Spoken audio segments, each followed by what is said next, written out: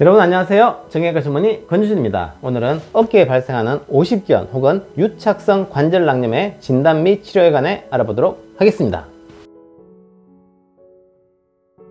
유착성 관절낭염 혹은 오십견의 정의로서는 어깨의 관절낭의 염증으로 관절낭이 쪼그라들면서 어깨 관절의 능동 혹은 수동 관절 운동의 감소와 통증을 특징으로 하는 질환이 되겠습니다. 진단으로서는 이학적 검사를 해서 어느 정도 진단할 수가 있고요. 이학적 검사의 소견으로서는 능동 관절 운동과 수동 관절 운동 모두가 감소한 것을 볼 수가 있겠습니다. 치료로서는 첫 번째로 비수술적 치료를 하는데요. 일반적으로 물리치료를 시행하게 되고요. 당뇨나 갑상선 질환이 있는 분들에게 많이 발생하므로 내과적인 치료도 같이 병행하는 것이 좋겠습니다. 수술적 치료를 하는 경우에서는 비수술적 치료에 실패하고 통증과 운동 제한이 극심할 때 시행하게 되는데요. 마취 후에 관절 가동술이나 관절경 수술을 하는 경우도 있겠습니다. 구독, 좋아요, 알림 설정은 영상 제작에 큰 힘이 되겠습니다. 병원에 오시면 이학적 검사를 하게 되는데요. 먼저 CG, 눈으로 봤을 때 어깨 통증으로 팔을 많이 못 쓰다 보니 근육이 말라 있는 것을 볼 수가 있고요. 혹은 이전에 수술, 골절이나 회전근개 파열에 의해서 수술한 흔적이 있는지 그것을 봄으로써 다른 원인에 의해서 발생한 것인지도 판단할 수가 있겠습니다. 이학적 검사에서 얼마나 팔이 잘 움직이는지 그것을 검사하게 되는데요. 능동, 수동 운동을 검사하게 됩니다. 능동 운동이라는 것은 자기가 팔을 얼마나 들어 올릴 수 있는지, 수동 운동이라는 것은 반대쪽 손 혹은 다른 사람에 의해서 팔을 올렸을 때 얼마나 올라가는지 그것을 같이 검사하게 되고요. 운동 범위는 정상적인 반대쪽과 비교해서 얼마 정도 감소되어 있는지를 판단할 수도 있겠습니다. 특히 외회전, 팔이 이렇게 바깥쪽으로 돌리거나 아니면 뒤쪽으로 가는 거 이런 것도 많이 감소되어 있겠습니다. 네 번째로 팔을 움직이거나 운동을 할 때 어느 정도 움직이다가 어느 순간에 탁 걸리는 그런 느낌을 가질 수도 있겠습니다. 병원에 오시면 혈액 검사도 같이 할 수도 있겠습니다. 당뇨나 갑상선 기능 검사를 하는데요. 당뇨나 갑상선이 있을 때 오십견이 많이 발생하기 때문에 내과적인 검사를 하는 경우도 있겠습니다. 영상 검사로서는 첫 번째로 엑스레이를 찍게 되는데요. 엑스레이 상으로서는 반대쪽에 비해서 골 감소증이 있습니다. 팔을 안 쓰게 되니까 안 쓰게 되는 관절은 뼈 자체의 골 밀도가 감소된 것을 볼 수가 있겠습니다. MRI를 찍게 되면 정상적인 MRI 소견은 애가부 관절낭이 이렇게 아래쪽으로 내려와 있는 것을 볼 수가 있는데요.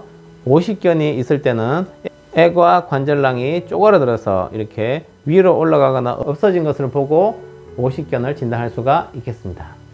비수술적 치료는 물리치료가 1차적인 치료입니다. 스트레칭을 열심히 하시고 온열 치료, 따뜻하게 해서 혈액순환을 좋게 해서 염증이 없어질 수 있게 하는 것이 중요하겠습니다. 물리치료나 스트레칭은 약 3에서 6개월 정도 지속을 해야 되고요. 그 외에 약물치료나 주사치료를 시행할 수도 있겠습니다. 수술적 치료로서 관절 가동술이 있습니다. 방법으로서는 마취를 한 상태에서 시행하게 되고요. 마취를 하지 않게 되면 통증이 심해서 관절을 움직일 수가 없기 때문입니다. 적응증으로서는 보존적 치료에 실패하고 증상이 너무 심할 때입니다.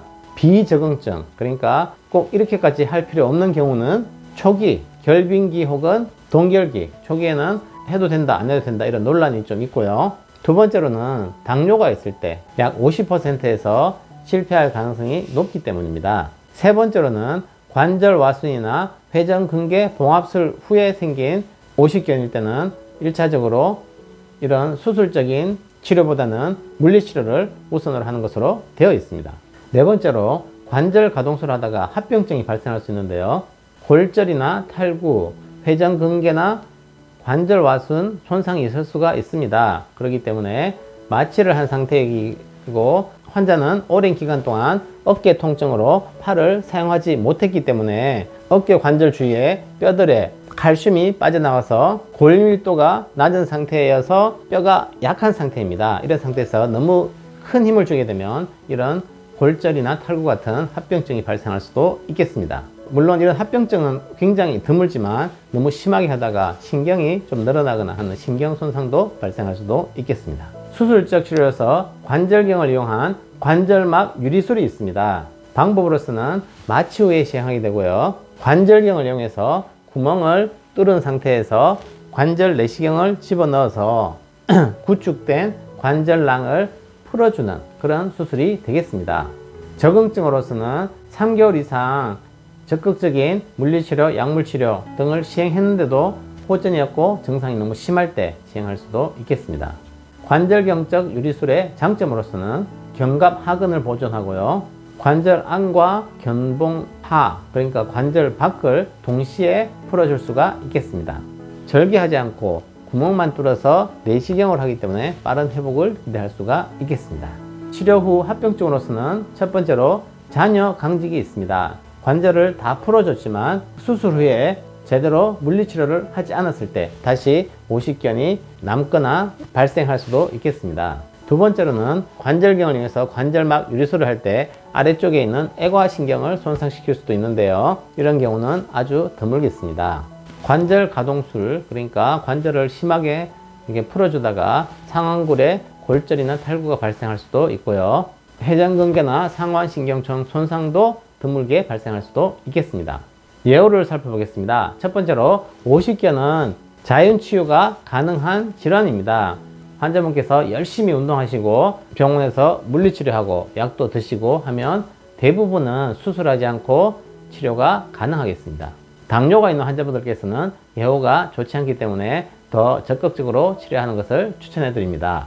비수술적 치료로 도저히 치료 안 되거나 증상이 너무 심할 때는 수술적 치료를 했을 때 좋은 결과를 보이고 있습니다. 지금까지 시청해 주셔서 감사드립니다. 다음에도 더 좋은 영상으로 여러분들께 인사드리겠습니다.